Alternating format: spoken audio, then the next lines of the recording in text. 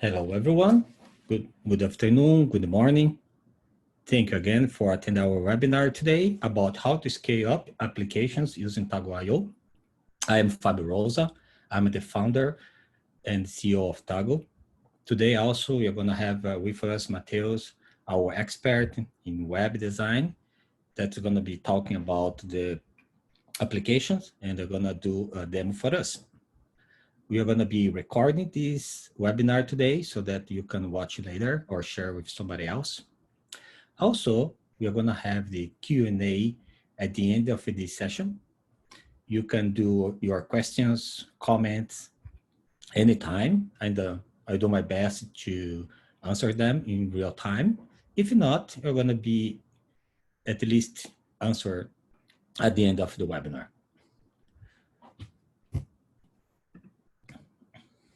So first, let's talk a little bit about our ecosystem and present to you where Tago is located. If you take a look in this simplified ecosystem here, you can see in the left side the sensors, in the right side basically the enterprise or the end users that are going to use this platform. The way Tago works is we have connectors that are already connecting these sensors on the left side to your application by using integration. So we already create a lot of connectors so that you can easily add your devices from the list or even create your own devices. We have protocols for LoRaWAN, Sigfox, MQTT, or TCP/IP. You can connect narrowband, Wi-Fi, Zigbee, Z-Wave sensors. In fact, you can connect any kind of sensor using any kind of connectivity with Tago. Then your application, or the solution that you're going to be deploying to your users is built by using the Tago.io admin. That's what we're going to be showing here today. Then you can also integrate the solution with other applications. It can be other web service applications like something your own company or datasheet, Google Sheet or CRM. Then just have in mind that you can use the Tago.io environment as a developer. So that's where you're going to create your application from the beginning, and then you'll be able to share and so on. Your end users, but probably your customers, they will have access to the RUN, not to the Tago. Okay, I think that's very important. And don't worry about the details because Matt's going to show you in a minute. Here is a very simple diagram showing what are the steps or options that you have to deploy your application.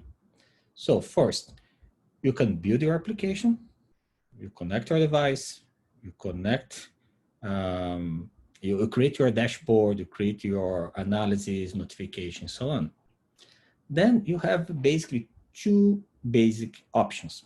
The first one, you can simply share your dashboard using Tago. So that's the first one. It's very easy. There is an option there like share publicly or share with somebody else.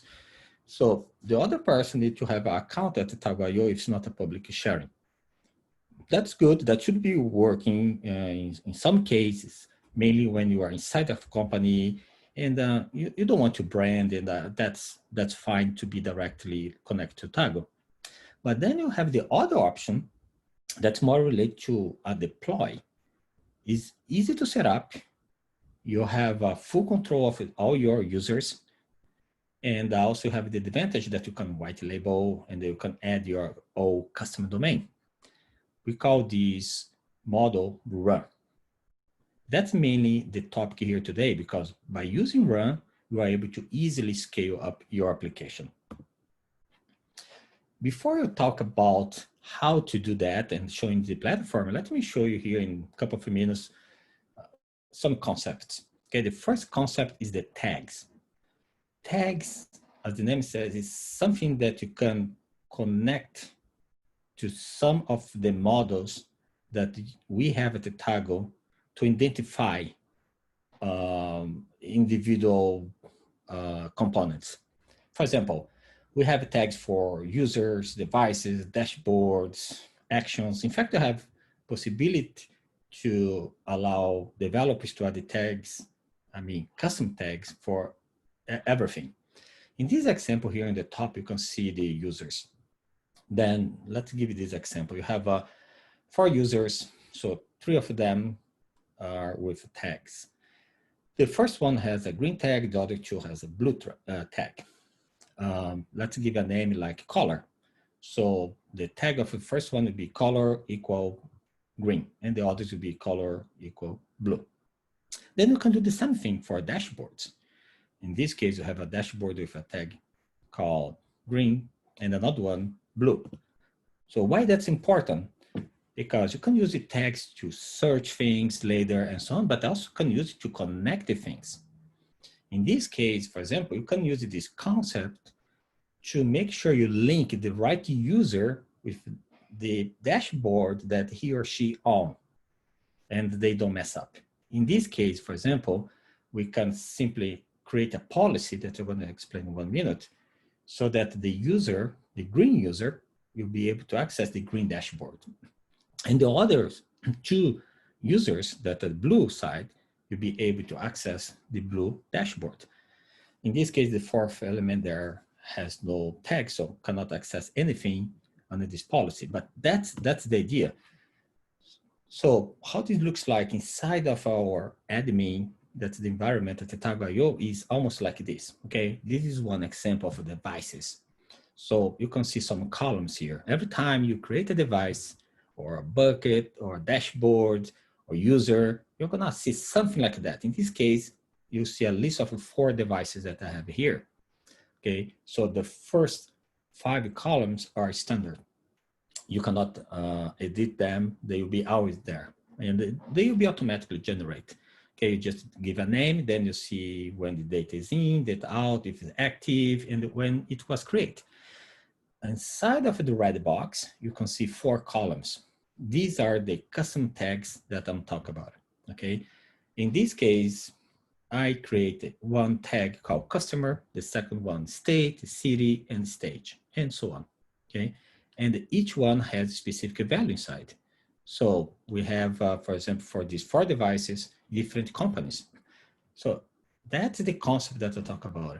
We're able to create the tags so that you can associate them later.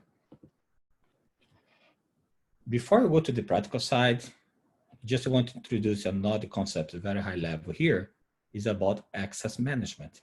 Access management is the way that you are going to use to manage how your users are going to access the resources. There are different types of resources. In this case, let's simplify and talk about dashboard as a resource. By managing the access, you are able to create policies. And these policies can do this association. For example, here, I can say that we have 2 policies. One policy says that the supervisor, that is a user with the tag green, is going to access the supervisor dashboard because it's the same tag or same tag value.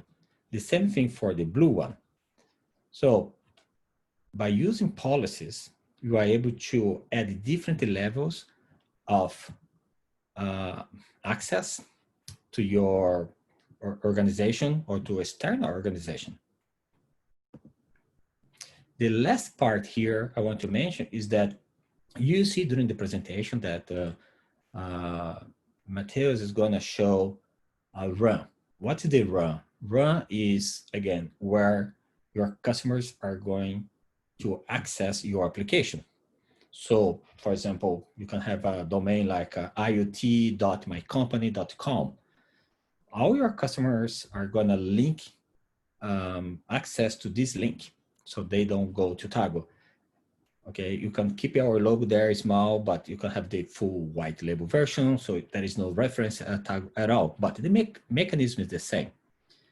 Okay, so summarizing, you should be using the tags for your resources after you create your dashboard. Then you create the policies. These policies will be use it to define how the resources and targets will be connected, and then you deploy your solution using Run. So basically, this is the short introduction. And then now I will switch here to Matt, so Matt can present and share his screen. Okay, sounds good. Okay, let me just share my screen here. There you go. Okay. Awesome. Okay, so hello everybody. My name is Matt, and today I'm going to be showing you how to scale up your applications using our new features, one of which is the blueprint, which is very cool. And in this example, in this use case, we are, I'm simulating that we are a company that builds and sells weather stations. And then when we sell a weather station to one of our customers, the customer can go over to his dashboard and see the data from his weather station. Okay, it's pretty simple. So let's begin. I am here inside of my profile, and let's begin talking about our dashboard here. I have a single dashboard called weather. So if I click here, you can see that I have a bunch of data here. Now let's go over step by step on each widget here. On the left side, I have the AQI information. And for those that don't know, AQI is basically how much pollution is in the air currently. In this case, it's 30 micrograms per cubic meter in this place right here. And then we also have, our device offers the AQI history. So we offer the history for today and the last 3 days, as you can see over here. On the bottom side, we also have the temperature history, which shows the current temperature and the last 3 hours as well. And we also have a detailed view of the current temperature in case you don't want to hover over the now section here of the history. And then the last piece of information that our weather station offers is the wind speed. So as you can see right now, it's measuring 11 miles per hour. Okay. So whenever a customer buys one of our weather stations, he will see this dashboard, and based on the information that the weather station reads, it's going to send that information over to this dashboard. And for the user to visualize the information, I've built a Tago Run. Now, for those that didn't catch Fabio's explanation of Tago Run, it's basically a platform for you to to deploy your solutions. So you build your solution here on Tago, and then you deploy to a Tago Run. Just so we don't lose time here, I've already prepared a Tago Run. It's called weather.run.tago.io, as you can see on the bottom side here. So if I click this is the main screen that our users are going to see. It's very fancy, looks really nice. And I already have a user to log in here, so I don't have to sign one up. I've already prepared, so if I just type jake@tago.io and my password here and sign in, there you go. So this is the screen, this is the main flow, the main screen that the user is going to see. We have 2 dashboards here for the user. We have the weather dashboard. If you guys remember, it's the same dashboard that we have in our account, but we also have a new dashboard here inside of a sidebar button called Add Weather Station. Okay, now let's go over the weather dashboard first. So if the user goes over to the weather dashboard, he can see his data. Okay, this is the data from his weather station, right? So he sees the data regarding his weather station and nothing more. But if the user was to, in case, Jake here wanted to buy another weather station, we're going to show how he would register that device inside of this page here.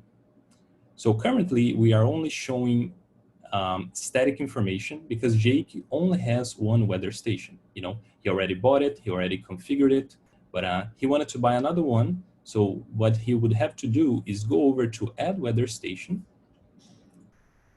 which is the sidebar button, the first dashboard here, and then he would buy and set the name of his weather station and the serial number.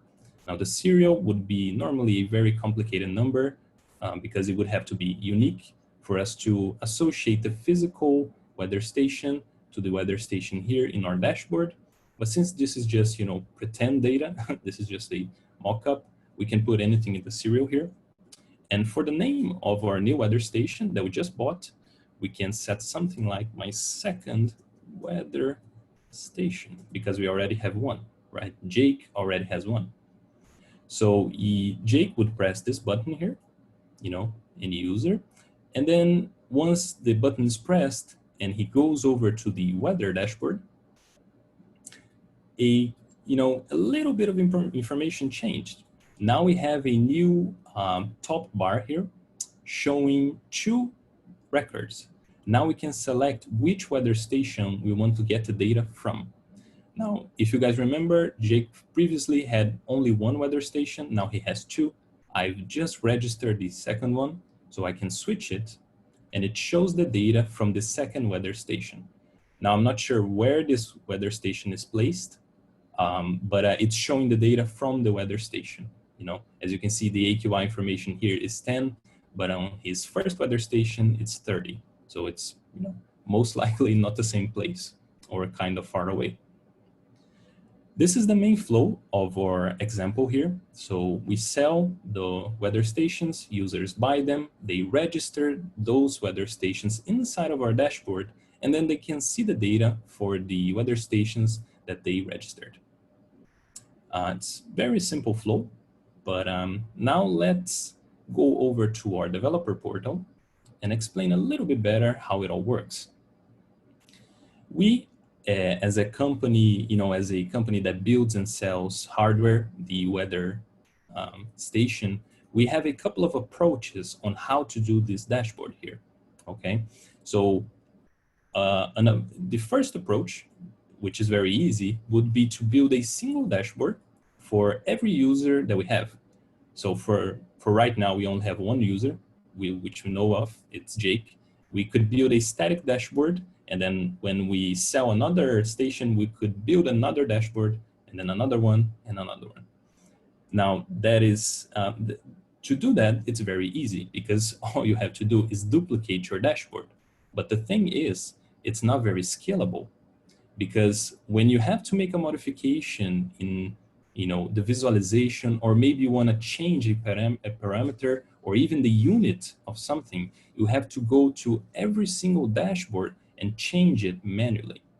Okay, now imagine if you have, for example, hundreds of users, you would have to go to every single dashboard and change a label or a title.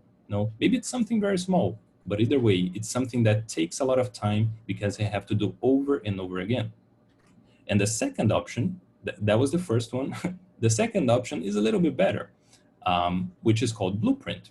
With Blueprint, you create a single dashboard, and then you distribute that dashboard to all of your users in real time, which basically means if I change something in this dashboard, it will this modification that I did will appear in all of the dashboards of my applications for every single user.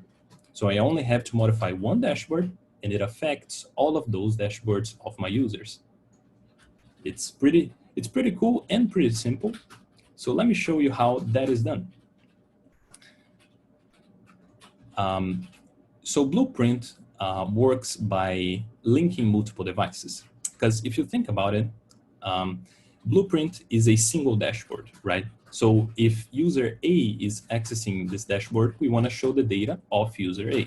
But if user B is accessing this dashboard, we want to show the data for the user B, right? I think it makes sense because we can't show the data for a user that belongs to another user. That is pretty much catastrophic, right?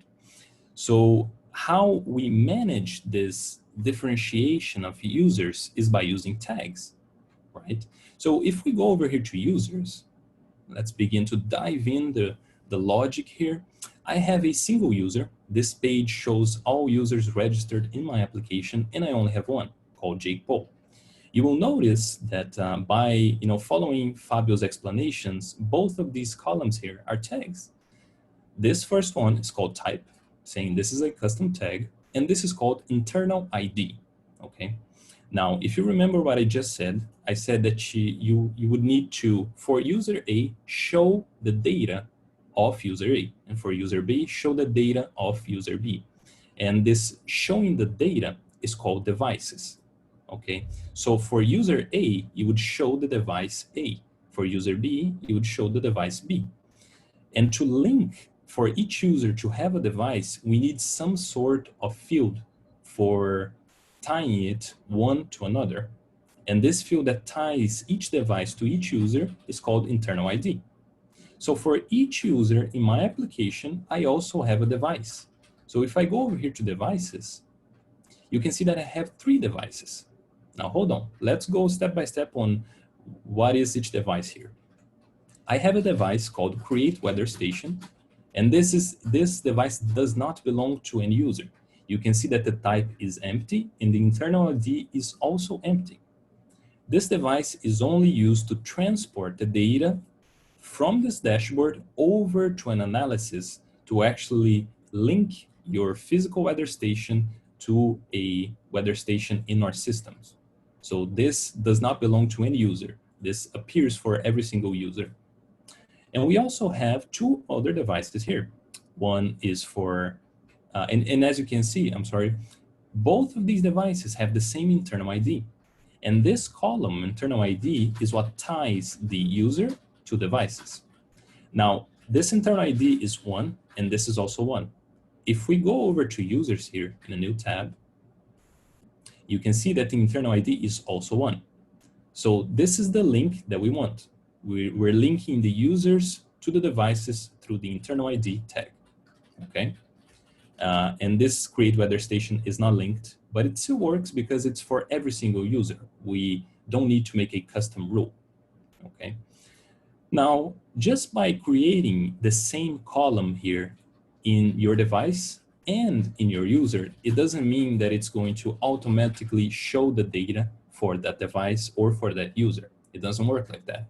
This is just a custom column that could be any name that you want. It could be just ID. It could be, for example, email even. And this is just a column for us to apply our access policy rule, okay? Now let me show you what I mean by going over to access here. Actually, before I go over to access, I want to do something a little bit different, which I think you guys are going to find a little bit easier to understand. Let's create a new user inside of our Toggle Run. I think it's a little bit better. So let's refresh the page here. Okay, so I'm logged in as Jake right now. So let me log off. Let's pretend I'm another user, right? So let's log in as John Doe, for example. So basically, I'm simulating a process where I just bought a weather station and I received a link saying, hey, you need to register here in this run, and then you'll be able to see the data for your weather station. And I say, oh, cool. So let me register here. Let me put John Doe 1 at toggle.io and my password. So let me sign up. Oh, I'm sorry. Don't worry about that message. I've put this email on the blacklist accidentally. So really, don't worry about that. But as you can see, I've registered as John Doe. Now, I can't quite log in because I have to confirm my email. And I don't want to go to my email, so I can confirm it by going over to Toggle and going over here and activating my John Doe and saving it. Perfect. Awesome. So I can now go back to my run, use my John Doe 2 at toggle.io and my password. Awesome. Okay. Now, I've just registered to use the application. Now, let's see how our internal structure is behaving. Okay. If you guys paid attention, we had 2 John Does here. So let me delete one Basically, we have two because we tried to register the first one and it said that it's on blacklist. So let's delete that just so we don't confuse things. Blacklist is for another tutorial. So we have two users here. And as you can see, the internal ID of each one is sequential. Jake, which is our first user, has the ID of 1, and John has the ID of 2. This ID is not something that Tago.io provides. This is something that I've done myself using analysis. Okay, so I've created my user. He has the internal ID and he has the type customer. If we go over to devices, you can see that we don't have any devices for John Doe. We only have devices for Jake. So much so that if we go over to our run here, press the weather, you can see that we have no weather station selected because we have no data to acquire the information to show on the widgets. So we have to register a new station, right? So I've bought it and then I have to register. So let's put something like new weather station. Awesome. And then the serial would, again, be something that is very hard to guess because it's supposed to be unique, but this is just mock-up data. So let's put 789 and add a new weather station. Now, the physical weather station is trying to communicate with the Tago.io servers. And if we head over to weather here, you can see that we have data because we have added a new weather station. It knows that it needs to communicate with Tago and it already sent all the data that we have. As you can see, it's a little bit different than the last one because it's, again, John Doe is probably in a different location of the world. So the information will also be different. Very nice. If we go over to devices now and refresh the page, you can see that a new record has appeared because we created a new device inside of our run. We have a new device called New Weather Station, which is the name that John provided, and it's associated to John. Internal ID is 2.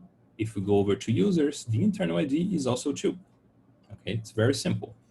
What I'm trying to make you guys understand is for a blueprint to work, you need to specify some sort of link from your users to your devices. And it could be anything as long as it's properly linked. Okay, awesome. So let's move on here. Now, as I've mentioned before, just creating the same column on devices and users does not mean that it's going to work in your run application or blueprint dashboard. You have to manually associate it using access management. Access management provides rules for you to give resources in your run application, okay? So here I have two policies, dashboards to users and devices to users. So let's go to the first one. This policy basically gives out two dashboards to any user that has the type customer. Okay, so hold on, let's go over that a little bit more in detail. Each user in my application has the type customer, right? Okay, and then we are saying here, every user that has the type customer is going to receive two dashboards. And why two? Because if we go over to our run here, we have two dashboards. We have the weather dashboard, and we also have the add weather station, which is a dashboard. It's not the same layout on the sidebar, but it's a dashboard, none the same, okay? So this is why you have to provide the rules for two dashboards. And then we also have a rule for devices. If you only provide the rules for the dashboards and enter, for example, in this dashboard, all of the data will appear empty because you're providing the dashboard, but you're not providing the device, which in turn provides the data. So this is why in your policy for Blueprint, you have to both provide the dashboards and provide the devices, okay? In this case, look, this is a very neat trick for everybody trying to scale up, okay? I want you guys to pay attention. Look at this. I have the same tag on my devices and users called internal ID. So what I've done here is I've set the tag match equal to internal ID. Basically, I'm saying, hey, select every user that has the internal ID equal to the internal ID of my device. So if you think about it, every device that has the same ID as the user will be provided to the user, which means that this device that is being hovered over right now will be provided to John, and both of these devices will be provided to Jake because the internal ID matches the user. Okay, I think it's starting to make a little bit more sense for you guys right now. So let's just go over to our policy here of devices. And as you can see, I've associated the tag match equal to internal ID, and I've done the same on the device with field tag match equal to internal ID. And again, this is not a static name. You could put anything here as long as it's properly tied up to the devices. Okay, awesome. So let's head over again now to our dashboard, and let me show you how it works once again if I register two devices. So here I am as John, okay, John Doe, not as Jake. And then let's say I have a new, let's say me as John, I've bought a second weather station. You know, I'm so happy with the service. I've bought another one, so I have to register here. So second weather station, because I'm really happy about this. And then another serial, let's put something like this, and add new weather station. Then I go over to my weather dashboard. And as you can see, now I can select which weather station I want to show, my initial one or my second one, because I've really enjoyed the information that this station provides. And the structure is the same here on our dashboards. If we go over to devices, you can see that now we have the second weather station associated to John and the new one as well. So both of them, now we have two. And you could have, for example, 10 or 20, you know, there's no limit for this. Okay, awesome. So this is the whole flow. I've tried to be, you know, I've tried to explain it as best as I could, but let's see the real value of Blueprint dashboards in action.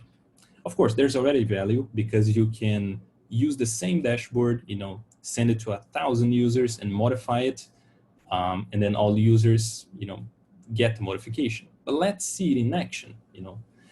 So what we're going to do here is let's pretend that our weather stations now come with a different parameter. Okay, so we're sending new information and we want to update the dashboards of our users. So what we can do is, since you know we thought really well in the beginning and we went with a Blueprint dashboard, what we can do is all we have to do is modify the single dashboard and thousands of different users will be affected. In a positive way, of course. So what we're going to do here is I'm going to make a little room for a new widget, add new widget, and then let's pick clock, for example. And then as you can see, we have a very nice preview here. This is only available for Blueprint dashboards, by the way, guys. So this is very fancy. And then we can customize the colors of the widget here. So for example, if I want to apply a little bit of transparency in my widget, I can select the white color and drag the transparency bar. So as you can see, you can make it fully transparent. But to follow the layout of my other widgets, I'm going to select 0.75 and hit create. Very nice. Oh, I forgot the color for the header here, but not to worry, we'll configure that later. But what I want to show is, okay, I've added a new widget in my dashboard. So what? What happens is, here I am inside of John's account, and as you can see, he received the modification instantly. As soon as I switched tabs, the modification was there, because Blueprint offers modifications in real time, meaning you modify the dashboard, people receive that modification instantly, okay? Now, if I were to log in as Jake and enter the weather dashboard, he would also see a clock here. So it works, you know, for every single user that is having the access policy rule being applied to. Okay. We can also, you know, doing one up here, we can also have different types of users. So right now we only have customers, right? We only have Jake, we only have John, but we could have a manager that would have access to every single data for the weather station. So he could see you know, maybe the data is a little bit fishy here, or it doesn't seem right over there. So he would be able to access it and see for a specific place if the data is correct for that user. Okay. That is it for the main flow of the dashboard. Do you guys have any questions about this? I think for the dashboard, I think that is it. No, that's great, Matt. Thank you. Yeah, there are some questions here. I've comment. Yeah, more question. Can I have more than one dashboard per user? I think you already answered that, right? But just to put this in the record here. Okay, no, for sure. Yes, you can. You can have more than one dashboard. It's very simple, really. You would create a new dashboard here using Blueprint. And then all you have to do is go over to your access policy and create a new policy to also, actually, let's do it right now. I think it's very, very easy to do. And now I can show it to you. So let's create a new Blueprint dashboard here. Let's create one called temporary, just so we get the idea. Go over to the next step, add a Blueprint device. Okay, so don't worry about this. Let me just put something like the weather, and then the type equal to customer. Okay, and create my dashboard. Blueprint devices, by the way, I think it's actually very good that I went into that screen, is Blueprint devices create the rule for you to associate to your blueprint. So each blueprint dashboard only works with a very specific rule. So let's say in this case, as you can see, I can see all the devices in my account, right? But this is just because I've associated this rule saying that I want all devices with type customer. So you could have a very nice logic here that only shows for a manager the devices with type manager, okay? But either way, that's not the question here. We're going to follow that up a little bit later. Let's go over to our access here, and into the dashboards to users, let's create a new permission here, something very simple, and say that I want to give a dashboard. And which dashboard am I going to give out? Oh, that's very easy. I'm going to select a dashboard by ID and select the temporary dashboard. Oops, forgot the rules here. I want everybody to access this dashboard. And I apply my changes immediately. Awesome. So if I just reload here, you can see that I have another dashboard, and you could have thousands of different dashboards. You know, creating the dashboard is not difficult. You really have to think about the logic that you want to provide your users with, but it works, as you can see over here. Okay, good. Yeah, just have in mind that Matt is switching between the Tago.io environment, that's for you as a developer, and to this screen here, that's where your user is going to access. Okay, so every time he does something there as a developer, immediately reflects here after the refresh. It's just a refresh, or maybe your user just sign out, and sign in again. So everything here is updated basically quickly, in almost in real time. I mean, it's real time, but just need to refresh. This is for the big changes, like the template, the dashboard, things like that. But data here is always updated immediately without needing to refresh. Okay, there is another one also. I think it's about the mobile app. If I use the Run mobile app as well, is there any limitation on that? And is there anything that I need to make to make it work? No, it just works normally as you would expect. So if you build a dashboard here in Tago and then head over to your Run here, and it shows up correctly, it's going to also show up correctly in the app. A very common thing that occurs is maybe the dashboard doesn't show up here, but it's because you know, users tend to, when they're starting with the access policy, maybe they don't give out the access to a dashboard or give out to too many dashboards. But if it works here when you're testing it out, it's also going to work on the app. Okay. Again, if anyone has any question, please feel free to just type, and I'll be glad to answer here. There is another one. What is the role of the device?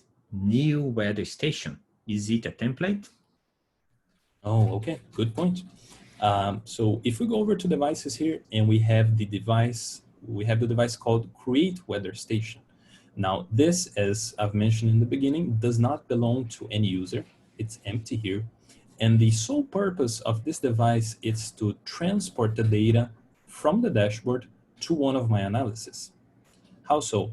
Well, if we go over here into this dashboard, all dashboards have to have devices in the widgets, okay? So this is not anything new. This is a form which is using that device that I've just showed you. And when we press here, add new weather station, what it does is it basically gets the data that I've just inputted here, passes through the device over to my analysis, and I can execute a custom logic using custom code over here. In this case, it's going over to this analysis right here, which is adding a new device in my account. So this is why when let me just switch here. So this is why when I click here, add new weather, it adds a new device, because it's going over and it's executing my analysis and adding the device. But the actual device, Create a Weather Station, is only for transportation of the data. Okay, I don't actually visualize the data or anything like it.